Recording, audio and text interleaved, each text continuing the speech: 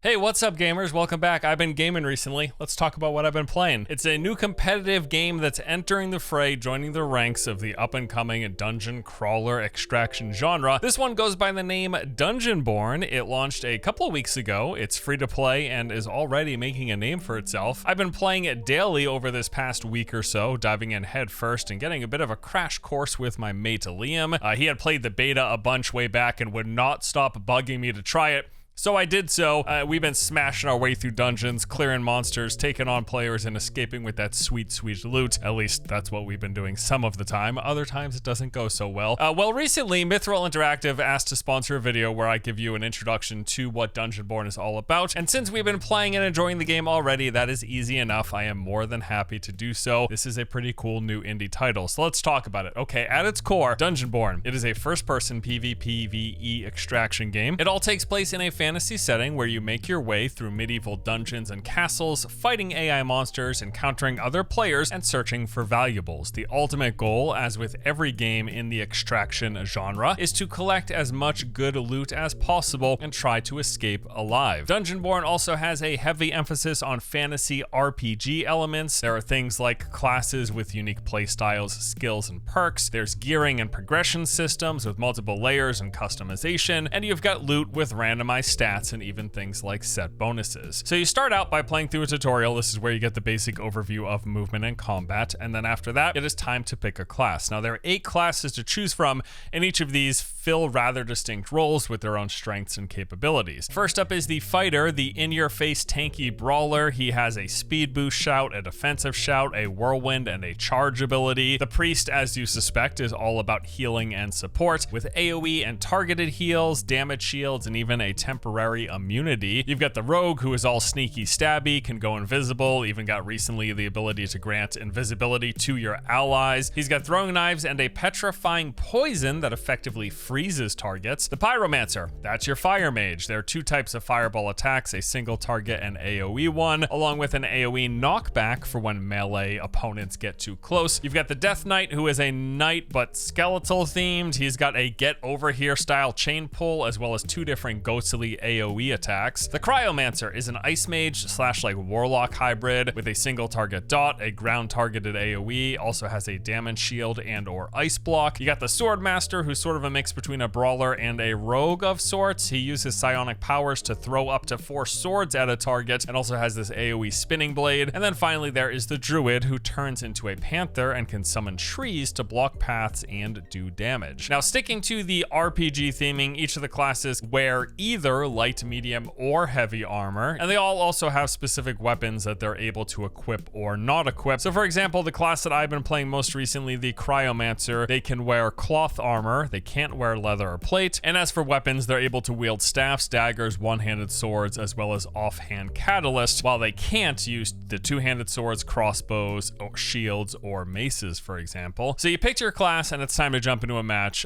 Beyond the basic like extraction loop, you got a few options to choose from. There's a couple of modes as well as maps. So right now there's actually 2 maps in the game. Each of them are quite different in their theming and their layouts, but also they each have their own variations and rotations of where enemies, bosses, shrines, and even portal locations changing where they are from one run to the next. So first up there is Sinner's End. This is like the typical dungeon diving experience. Quite literally, you are in a dungeon. It is full of traps, bosses, and claustrophobic spaces with high density of mobs. This is really like a tight corridor, make your way through, there's danger around every corner sort of situation. The map also features the closing circle mechanic as made popular by battle royales. This is now also a staple in the extraction genre, it seems. As time goes on, the play space shrinks. You'll need to find your way to a blue escape portal before it fully closes. There's also additional options. You got things like the red portal, which will take you deeper into the dungeon with harder enemies, more mobs, and even more complex layouts. This is where you're even going to fight the Wendigo boss. And then the purple portal takes you to the Lich King boss, a very tough encounter that not a lot of people have finished as far as we can tell. As for the second map, this is the castle. It is a castle. It is much larger. It's a wider map with things like big open gardens, an area that's graveyards. There's a lot of high ground and vertical space to climb with various towers, scaffolding, and balconies for you to maneuver around.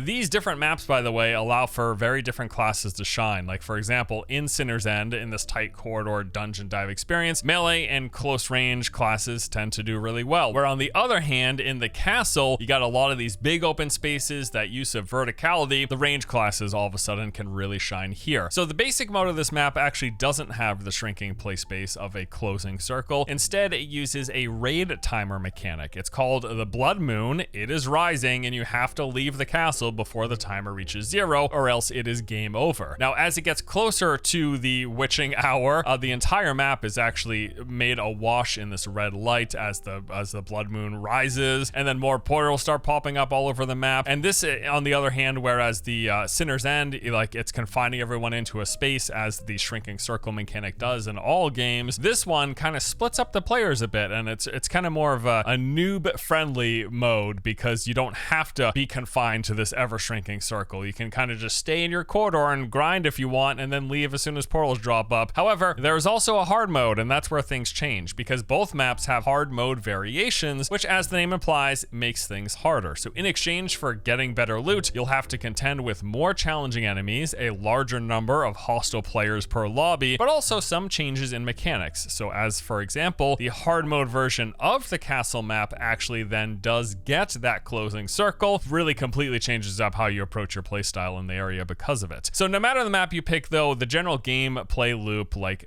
the course of playing the game, it looks like this. You load into one of the various spawn locations, go around killing monsters, collecting loot from those monsters, but also picking up stuff you see on the ground, as well as looting chests, all the while constantly paying attention and listening for other players. They are all hostile. If you come across a player, it's going to be time to fight. At that point, you're either going to kill or die in that encounter, and to the victor goes the spoils, as the game does have full inventory and character looting. If you survive, you'll continue scouring the map, looting and taking on more players, opening more chests, maybe fighting some elites and bosses, and then once enough time has passed, then the extraction portals will start to appear. You can take one of them out once you find one, or you can decide to stay, keep on looting, keep on fighting. Ultimately, though, you just have to try to make sure you don't die, because if you do, you lose everything that you've collected, as well as everything that you have brought into the match, because there is a pre-game lobby and a post-game lobby where you are preparing yourself for going into the next fight. It's the same basic thing that, again, a lot of extraction games do. So in the process, everything that you're doing, you're going to be spending a lot of time fighting. That's the combat. Besides sneaking around and looting, the combat is the main thing that you're doing here, both fighting AI monsters, bosses, and of course other players. Combat is of the traditional first-person RPG, what I like to call the sword swinging and spell slinging variety. Depending on the class that you have picked, you're going to be using some combination of sword, dagger, mace, crossbow, and offhand weapons in conjunction with the chosen spells and special abilities and attacks. Every class, while some classes have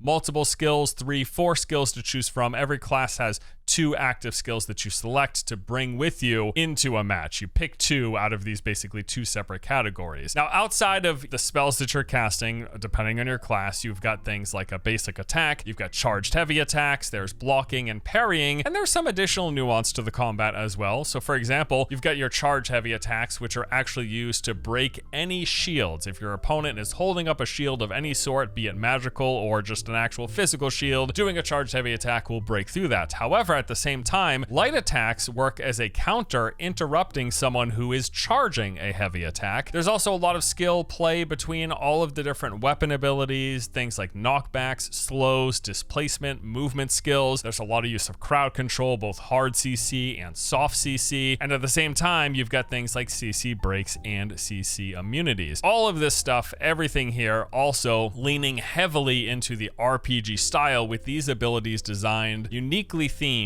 to each one of their classes. Now, the loot that you're after and that you're collecting while playing are going to include things like you're picking up gold to use to make purchases purchases, you're picking up consumables that you consume in match, and also resources for the game's crafting system. But then there's also the gear itself, and this too is right out of the RPG playbook. Gear consists of armor, accessories, and weapons. Now, there's a lot of what you expect, typical RPG stuff here. The gear that you're gonna find has stats on it, and these stats provide various types of bonuses to offensive and defensive capabilities of your character. There are also things like set bonuses, where if you have multiple pieces of a set, you'll get more unlocks for it with even stronger perks. So you find and equip gear that your character can use, and this will boost your stats, and those stats again increase various components of your offensive and defensive capabilities. But then also all of the classes have what are called these passive perk stat breakpoints, where if you reach a certain threshold in each of the stats, you get these rather significant boosts to your abilities. Again, I'm going to use the example of the Cryomancer. That's the class I've been playing the most recently. If you get more than 31 dexterity, all of a sudden you will restore soul energy, which is the Cryomancer's spending resource, every time you land a critical strike. If you break 38 stamina, when your allies attack any enemy that you've cursed, it's going to grant you a damage shield. If you break 59 intellect, it increases the curse initial damage by 50%. If you break 49 will, you'll deal more damage the further away your targets are when you hit them with your spells. And if you get more than 24 faith, dealing cold damage will then grant you a stacking buff that heals you whenever you use a defensive ability. So all of the stats in the game, they do things for your character. More stats means you're stronger,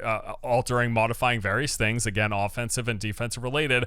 But then also on top of that, you have those breakpoints that if you gear in a way that you have the stats to reach these breakpoints, you then get those additional bonuses. And that was just an example from the Cryomancer. Every one of the classes has similar passives that you get when you reach those stat breakpoints. It's a pretty interesting system. So you finished a run, you collected a lot of loot, maybe you killed a couple players, and you got out alive. Congratulations. Now you have the choice of what to do with all of your spoils. So any gear that is useful for your character, or maybe you have an alt, you can store for another run, putting it in your stash, and it just stays there permanently until you take it out. You could also sell your gear either to an NPC for some pocket change, or you can sell it on the marketplace for a more significant amount of gold, and then you use that gold to buy all sorts of stuff. You can buy armor, consumables, and resources to use in the other systems in the game. The other thing that you can do is you can take that gear and break it down to invest into the heirloom system. So this system basically allows you to deconstruct your gear, turning it into a crafting resource, and then this gear that you make with it, it's going to be slightly weaker than the equal tiered loot directly pulled from a dungeon, but it's very consistent because it gives you this easily accessible gear that you can basically take with you into every single run. Whenever you die, instead of starting with the new default base level gray gear, you can take these heirlooms that have the exact stuff you want on them. So you start off making white common gear, and then you work your way up the rarities by upgrading it to green and blue and purple, and then eventually, as you progress your heirloom items, you'll get to the point where you constantly have a guaranteed access to 3 pieces of purple gear that you can take with you into every single fresh run. Yeah, basically, the heirloom system really makes it so that you can easily reach those passive buff stat breakpoints, as we mentioned earlier. And ideally, what you'll actually want to do is you try to find a setup where you're guaranteed to get the stats in every run to have about like 2 or 3 of these breakpoints reached to get access to those passives. Now, there's also gear, as we mentioned, that have set bonuses, sort of like what you'll see in Diablo or any RPG really. These start off simple, where you get things like extra gold when you open chests, but then later on, some of these set bonuses are very, very powerful, getting things like extra shields, getting a chain lightning, even having one set has an ability to resurrect you whenever you die in a match. Just super powerful. I did mention there are other NPCs. These are basically vendors in the pre-match lobby, essentially. You can talk to the alchemist, at which you can make healing and mana potions. You can craft bandages, as well as the game's various throwables and consumables, which right now the only non-healing consumable is one that gives you an overshield. And then there's also the merchant. Here you can sell items to them for gold, and you can also purchase a limited stock of all of the game's consumables, different types of equipment and resources, and this stock refreshes every few days. But beyond the merchant vendor, who you could sell items for a little bit of gold, you could then go to the auction house to sell items for a lot of gold. There's a player auction house where players will buy and sell items. Basically, everybody will have access to this buyout trades, which is essentially a purchase now. You put it up for a set price, and it's going to be purchased for exactly that price. However, some of the better higher end gear later on actually goes through this auction trade system, which is a separate separate portion of the auction house where players can bid on items. You actually have to purchase access to this, and this is basically like the one thing that's not cosmetic that this free-to-play game has to spend real money on. It costs 400 moonstones, which is roughly like $5 to $6 US, but if you do that, you'll get access to the auction house where players can bid up items as opposed to the buy it now option. Another system I want to tell you about is the Mithril order. This is actually really interesting. So this is actually a kind of a way to ease new players into the game. So if you go through the Mithril order, which is essentially just like another way to queue up for a match, it's going to put you into the normal mode lobbies. So not the hard mode, but the basic mode version of the game's 2 maps. However, instead of setting up your character every run, it gives you just a flat set of a fixed class that you choose from. And then if you successfully extract, any loot that you find is then automatically turned into gold and heirloom pieces for you to then use to progress the custom classes in the regular mode. So basically, instead of choosing from the 8 classes and then going in with great gear to start and then like working on setting up your own build and trying to get these passive perk stat breakpoints and trying to figure stuff out, the Mithril order game mode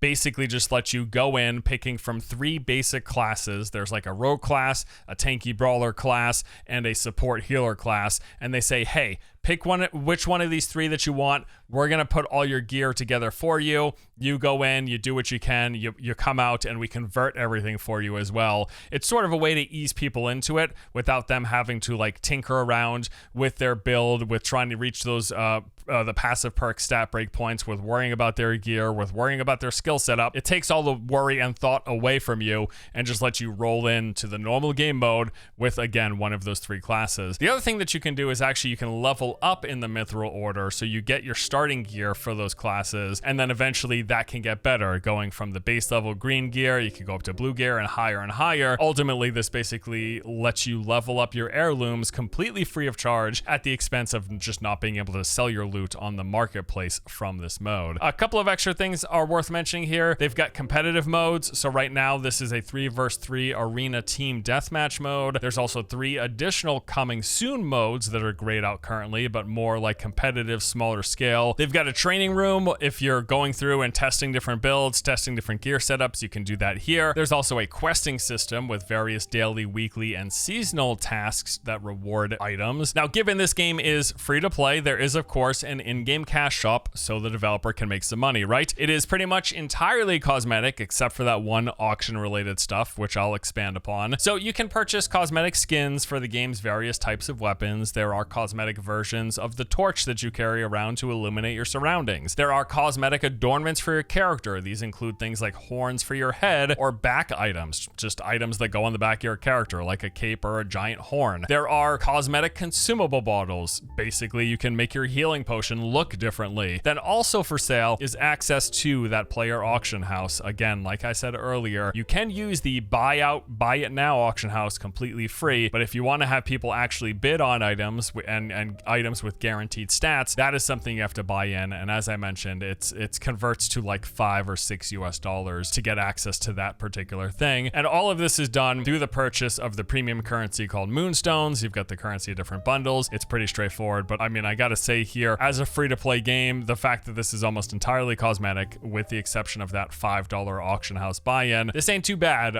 for what they're offering for a free-to-play title. I'll just leave it at that. Now, I do of course have some points of feedback, some things that I'd like to see improved to make the game better. Point number 1, please give us an auto sort for the inventory. My God, even after just a few days, I had like hundreds of slots full of consumables. There's different types. There's like the healing consumables, there's the mana consumables, there's all of the different throwables and the shield consumable, and then the resources that you use to craft consumables, and they're just all kind of a jumbled mess because I right click them over every time I finish a match. I win, or at least I extract safely, and then I pull stuff over and it's all just completely disorganized. I just want one little button that's gonna put everything neatly next to each other. All of the healing potions, all of the mana potions, all of the throwables, put them next to each other. Give me an auto sort, dear God, please, as soon as humanly possible. The game uses gear-based matchmaking, so basically basically, if you go in with all green gear, that's going to give you a certain item level, and it should pretty much match you more or less with other people who also are in green gear. However, this is a little inconsistent. It doesn't always work that way. Also, because we have the different maps and the different difficulties, and the additional hopper of the fact that you can play solo, duo, or trios, all of these different hoppers really mix things up, and it doesn't always work out that if you're in all gray gear or all gray and some green, that you're always going to be against people who are similarly geared of a similar gear level, because there's just a lot splitting up the player base, and it's just quite inconsistent. You can go in with grays and greens and then be playing against people with purples. Now, it doesn't happen all the time. For the most part, the gear levels and the gear equivalents that we're wearing are pretty similar, but if you are in grays and you come across someone who's got like 3 or 4 purples, that is one heck of an uphill battle. Unless you were just like severely outplaying or outclass selecting them, it can be really tough. So as consistent as they can make this would be vastly preferable. I do think that there's still some work to do in the animations. Generally, I think the game looks and plays exceptionally well, but certain melee animations could use some polishing. I think in particular the dagger and the short sword. It feels like sometimes the attacks don't connect when they should. I'm specifically talking about like trying to hit goblins and bugs. Now, I don't know if it is intentional that because these things are short that I have to crouch down in order to hit them. That may be the case, but I just wish, like, sometimes it feels like it should be hitting and it doesn't. So I don't know if it's polishing, or it could just be that, yes, you're supposed to crouch down and literally be on top of the bugs in order to hit them with a dagger. Class balance, I mean, I don't know how else to put this. Some classes are way stronger than others. They have been, however, active about balance patches. There's already been several balance passes where they've been tweaking and tuning the classes. In fact, just the other day, my main class that I've been playing recently, the Cryomancer, got some nerfs. They got some changes, some adjustments to some of their abilities, their passives, as well as their active skills. This class did seem to be overperforming on the higher end when you got people with like full blue and mostly purples and some blue items, or even purples and some orange, yellow items. The Cryomancer at the very high end was just very, very strong with a lot of their passive perks unlocked. So they did some tuning to bring that in line. I gotta say, my Cryomancer though still feels pretty darn strong in the green to blue tier of gear games. They still seem pretty strong. Yeah, class balance, it is a never-ending cycle for a lot of games like this.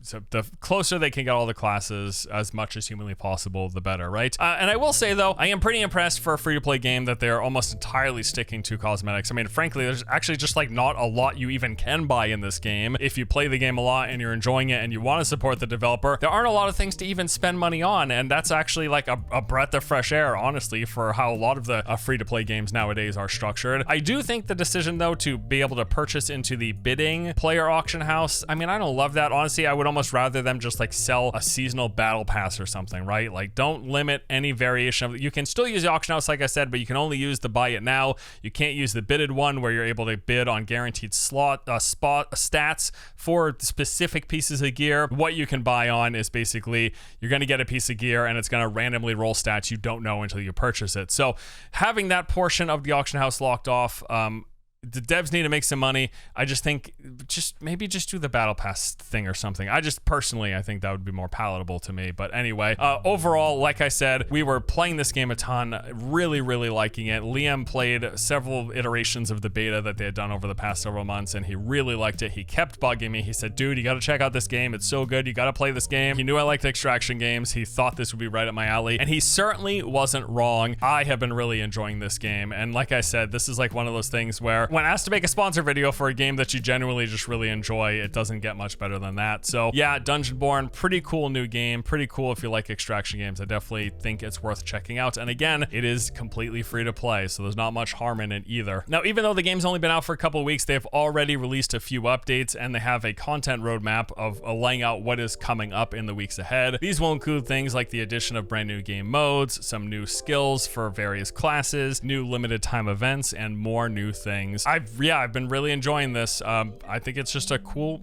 new game. I like dungeon extraction, and they've done a pretty good job here of doing that in Dungeonborne. But that's all for today. Thank you as always for watching. I hope you enjoyed the vid. I'll see you guys next time.